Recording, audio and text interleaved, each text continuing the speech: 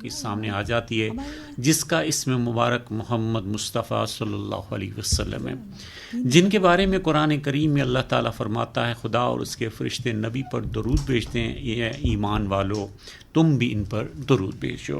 جی،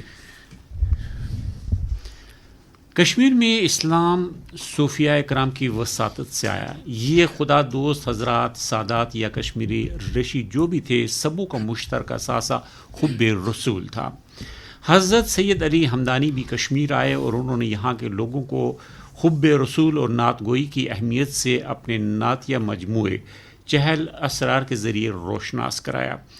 چہل اسرار 40 نعتیہ غزلوں کا مجموعہ ہے اور ان 40 خزینوں سے کشمیری آج تک محبت کر رہے ہیں، اور اس وقت سے کشمیری شاعر بھی اپنا قلم حضور کی شان میں لکھنے کے لیے اٹھائے لگے۔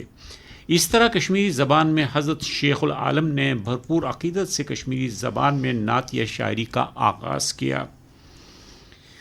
فارسی مثنویوں کی تقلید کرتے ہوئے کشمیری فارسی گو شاعروں نے اپنی مثنویوں میں حمد باری تعالیٰ اور نعت پیغمبر صلی اللہ علیہ وسلم کو شامل کیا۔ اس طرح وقت گزرنے کے ساتھ ساتھ نعت گوئی اور منقبت گوئی کو کشمیر کی فارسی، کشمیری اور اردو ادب میں ایک اہم مقام حاصل ہوا۔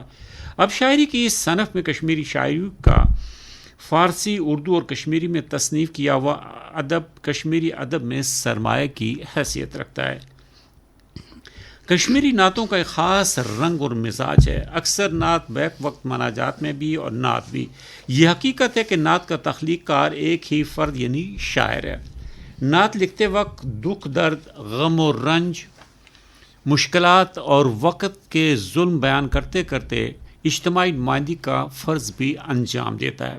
کشمیری نعتوں منقبتوں میں اکثر یہ مخصوص تھیم، مزاج اور رنگ عام طور پر نظر آتا ہے۔ اس کا ذمہ دار مخصوص سیاسی اور اقتصادی پس منظر ہے جس نے کشمیر کو ہمیشہ سے گھیرے رکھا ہے۔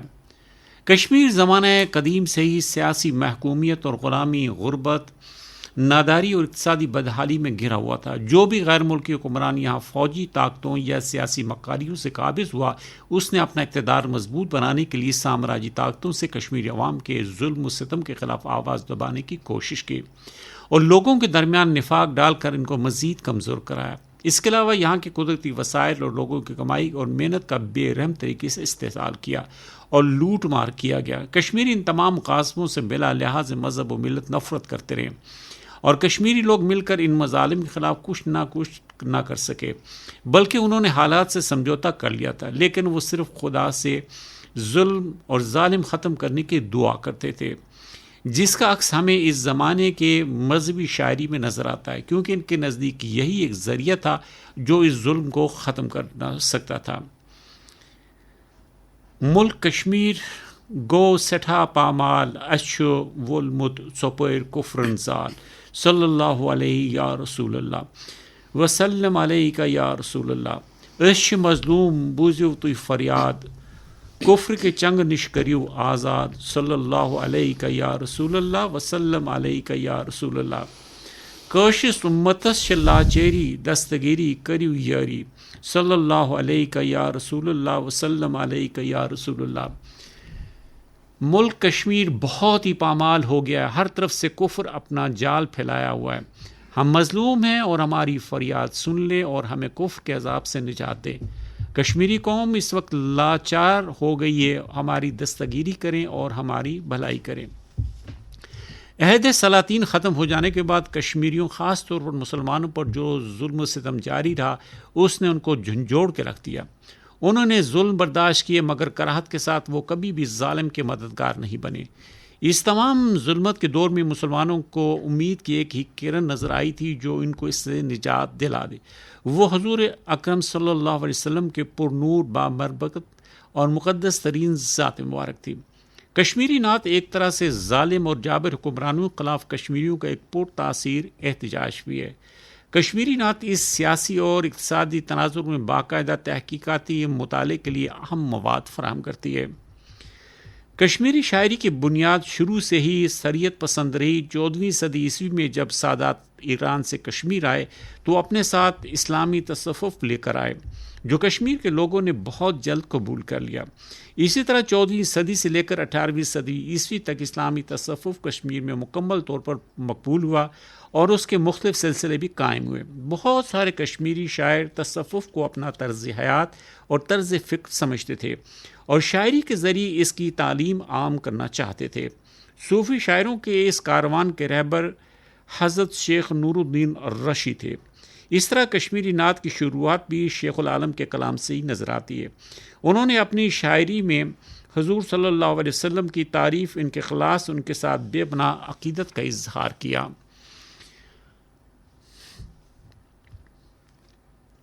دوسرے دور کے شاعروں میں محمود گامی کشمیری نعت گوئی میں نمائندہ حیثیت رکھتے ہیں۔ محمود گامی کا نعتیہ کلام کشمیری شاعری میں اہم مقام رکھتا ہے۔ فارسی شاعری اور نعت گوئی کا وسیع مطالعہ کرنے کی وجہ سے انہوں نے کشمیری زبان میں نعت گوئی میں کمال کر دکھایا۔ اگرچہ کشمیری زبان میں نعت کی بنیاد شیخ النور الدین رشی نے ڈالی، مگر محمود گامی نے اس کو باقاعدہ صنف کی شکل دی۔ محمود گامی ان شاعراں میں سے جنہوں نے نعت گوئی میں اپنے فن اور حقیقت کے جمال اور جلال کو متوازن رکھا۔ ان کی نعتوں میں نہ صرف حضور کا حسن، صرف جسمانی حسن رہتا ہے، بلکہ تصور جانا بن کر روحانی بن جاتا ہے۔ محمود گامی نے فارسی زبان میں بھی نعت سے لکھے۔ محمود گامی اس دور کے شاعر ہیں جب کشمیر میں فارسی زبان کا بول بالا تھا اور وہ کشمیر نعت گوئی کے امام تھے۔ محمود گامی کے زمانے کے ایک اور نامور شاعر قطب الدین واعظ تھے۔ یہ اس دور کی ایک عظیم نعت گو شاعر مانے جاتے ہیں۔ انہوں نے نعت کے تمام تقاضے پورے کیے۔ ان کی نعتوں میں غزل کا رنگ بھی نظر آتا ہے۔ اس کے علاوہ ون کے طرز پر نعت لکھنے کی ابتدا قطب الدین واعظ نے کی۔ ون کشمیر کے لوک گیتوں کی ایک صنف ہے جو شادی بیاہ کے موقع پر عورتیں گاتی ہیں۔ ان کی یہ مشہور نعت ون کے طرز پر ہی ہے۔ اب کشمیری شاعری میں نعت گوئی ایک اہم مقام حاصل کر چکی ہے۔ اب ہر دور میں عظیم نعت گو شاعر نظر آتے ہیں۔ اسی طرح مقبول شاہ کرالواری کا نام جب آتا ہے تو بقول رشید ناسکی کے وہ کشمیری زبان کا رنگین بختاور شاعر ہے۔ انہوں نے شاعری کے تمام اصناف پر قلم آزمائی کی۔ اسی طرح انہوں نے نعتیں بھی بے شمار لکھی ہیں جن میں ان کا خاص رنگ نظر آتا ہے۔